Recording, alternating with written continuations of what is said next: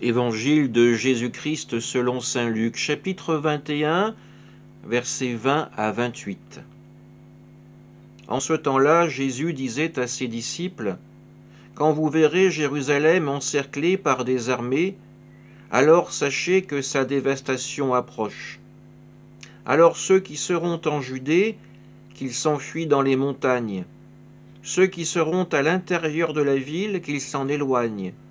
Ceux qui seront à la campagne, qu'ils ne rentrent pas en ville, car ce seront des jours où justice sera faite pour que soit accomplie toute l'écriture. Quel malheur pour les femmes qui seront enceintes et celles qui allaiteront en ces journées. Il y aura là un grand désarroi dans le pays, une grande famine, une grande colère contre ce peuple. Ils tomberont sous le tranchant de l'épée, ils seront emmenés en captivité dans toutes les nations. Jérusalem sera foulée aux pieds par des païens jusqu'à ce que leur temps soit accompli. Il y aura des signes dans le soleil, dans la lune et les étoiles. Sur terre, les nations seront affolées et désemparées par le fracas de la mer et des flots. Les hommes mourront de peur dans l'attente de ce qui doit arriver au monde, car les puissances des cieux seront ébranlées. Alors on verra le Fils de l'homme venir dans une nuée, avec puissance et grande gloire.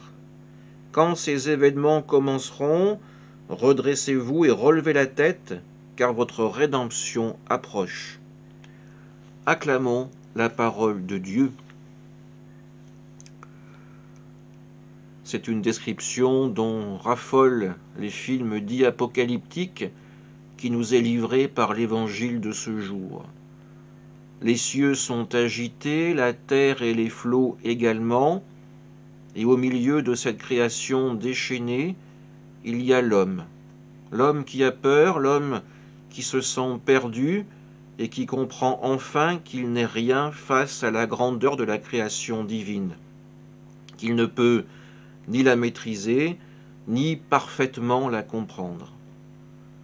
Pourtant, au milieu de cette humanité en plein désarroi, il y aura un peuple qui gardera dans son cœur et dans son âme cette force et ce courage, c'est ceux qui y voient aussi l'avènement du Christ. Pour eux, ces événements ne seront pas la fin de tout, ils seront peut-être la fin d'un monde, mais le commencement d'un autre monde, rénové, transcendé par la venue de Jésus, un monde où l'amour et la miséricorde seront enfin les maîtres.